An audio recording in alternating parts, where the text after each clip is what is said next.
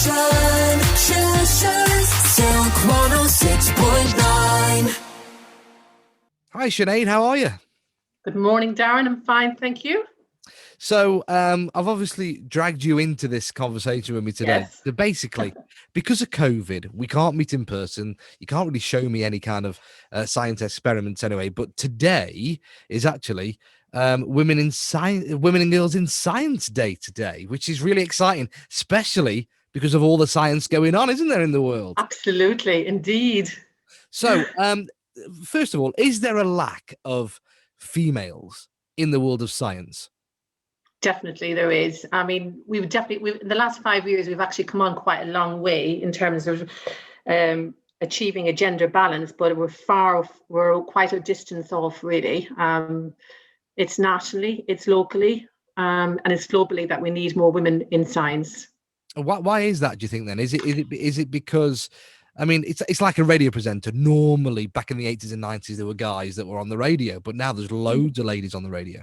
Yeah, I mean, and you see it on football commentaries, you see it snooker commentaries. Women are definitely making more of a presence on TV, but we need that to kind of move into the science area as well. And why it's not happening, it is happening, but it's slow, it's trickling through. But hopefully now, I think with the digital age coming through, this digital revolution that we're having, that might spur things on at a faster pace. We don't want to think that scientists are just, Bunsen burners and, agar plates. There's far more to it than that, and which is clearly evident in this day and age, isn't it? Oh, don't knock the Bunsen burner. I had some great fun when I was at school with Bunsen burners. I think I got suspended for a Bunsen burner. One of many, I'm sure. But anyway, so Sinead, what do you do at Mac College anyway? I take it you work in the science department, is that right? Yeah, well, I used to teach science and chemistry at the college, and before that I did lots of research, but then I moved into the apprenticeship department, and I now manage the science and engineering apprenticeship programs, which is really, really exciting, and I absolutely love my job. And so I've now used all the experience that I've had, taking in apprentices, training them up, working with our local employers, regional employers, to basically get them trained up for industry, whether it's in labs, whether it's in pharmaceutical companies, whether it's in the hospitals. That's what we do in our department. Right. So when people say, I've never actually met anybody, male or female, that says, they'll say to me, what do you do for a job? Yes, I'm a radio presenter, I'm a journalist, I'm a broadcaster. All right, okay. What do you do for a job? Nobody's ever said to me in their life, I'm a scientist or I work in science. So really? So can we just blow that whole myth about that? A scientist, you don't have to look like and act like the Doc from Back to the Future, do you? Absolutely not. And I certainly don't. Absolutely not. You really, as a scientist, you need to be creative, you need to be methodical, you need to be challenging, you need to be able to think on your feet, but you also need to be able to be calm. You can't define a scientist as any one thing. It's a lot of skills brought together. So in the world of science then, what would I not know that is part of science? So let's talk about vaccines, obviously. That's science, isn't it? Yeah. I never thought that would be classed as science. I thought that was just medical stuff. Not at all.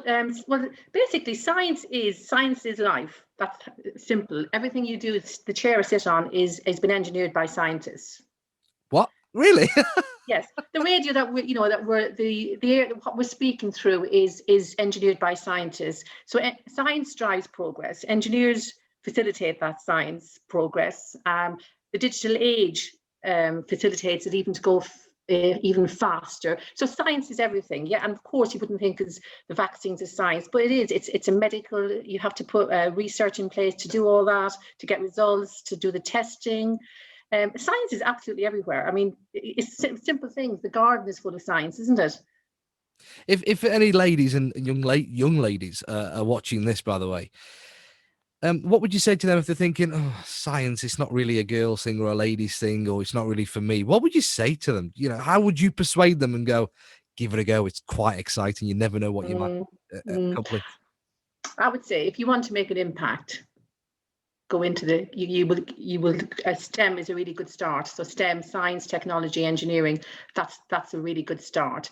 If you're really, if you're a young girl and you're really good at computers, coding, that's going to feed into science, because that's driving technology. So it's about thinking differently, and how we, find out, come into the college, go onto websites, find out what science is about. And, we need to kind of change this kind of fixed idea that science is just a white coat and somebody wearing glasses. It's not that at all. It's vast, absolutely vast.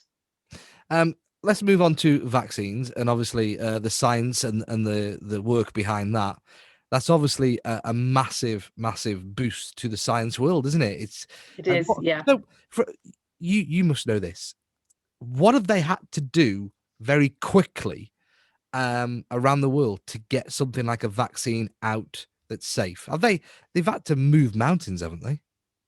They have, but I mean, research labs, which I used to work in at a period in London, we would always be doing some form of research. So there will always be dedicated people working on viruses, working on bacterial stuff. There will always be those dedicated people.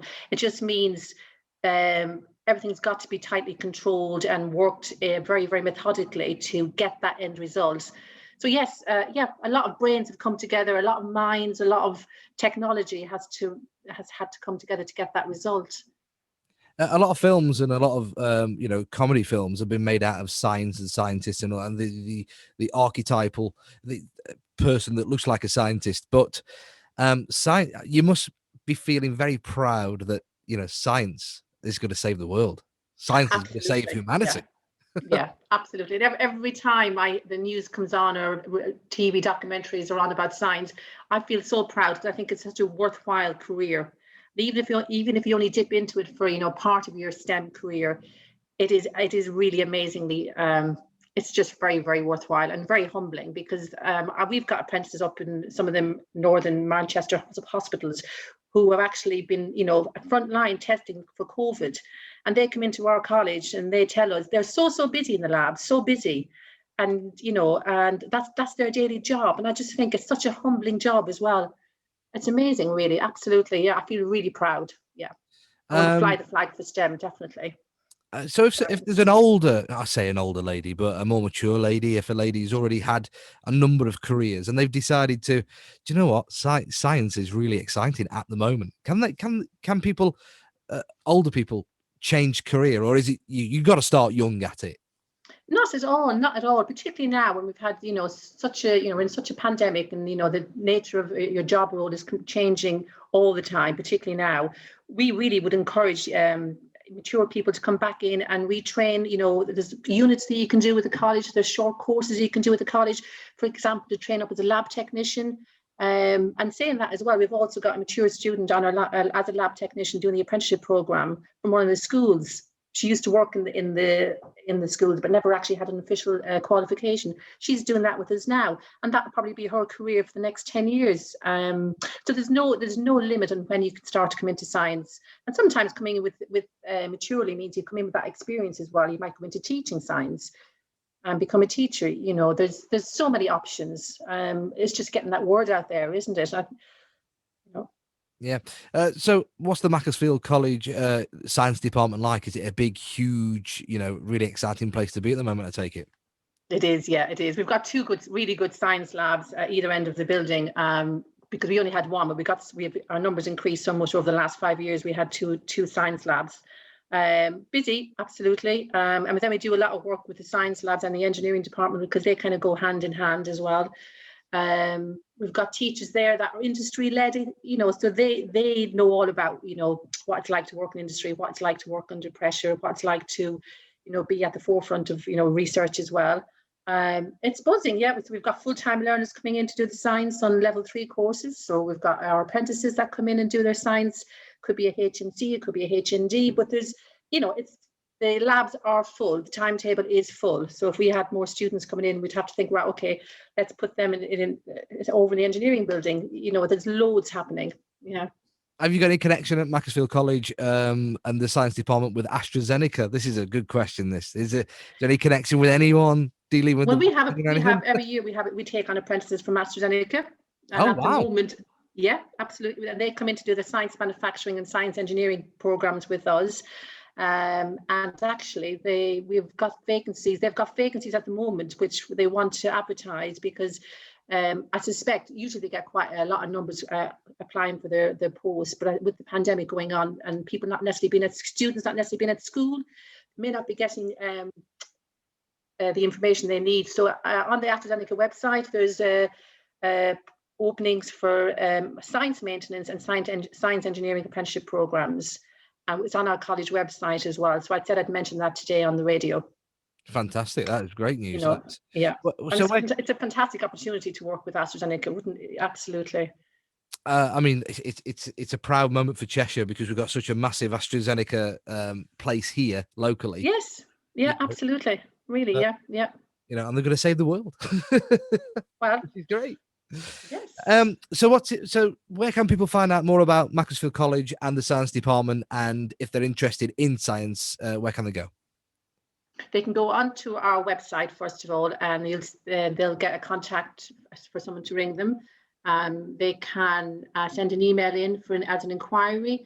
We're always sending information out to the schools as well. Ask at their schools, their career services at schools, social media. We're on Facebook, we're on Twitter. But I think first of all, even just send an email into the college, and somebody from the science department will ring you back, even just for an informal chat. It doesn't have to be a formal interview at all. Just just to find out what they want to do and basically signpost them in the right direction, whether they want to do an apprenticeship or whether they want to do a full-time course. We've got the expertise, the experts there to answer those questions. Fantastic. Sinead from Macclesfield College Science Department, thank you very much for your time today. Your station, Cheshire's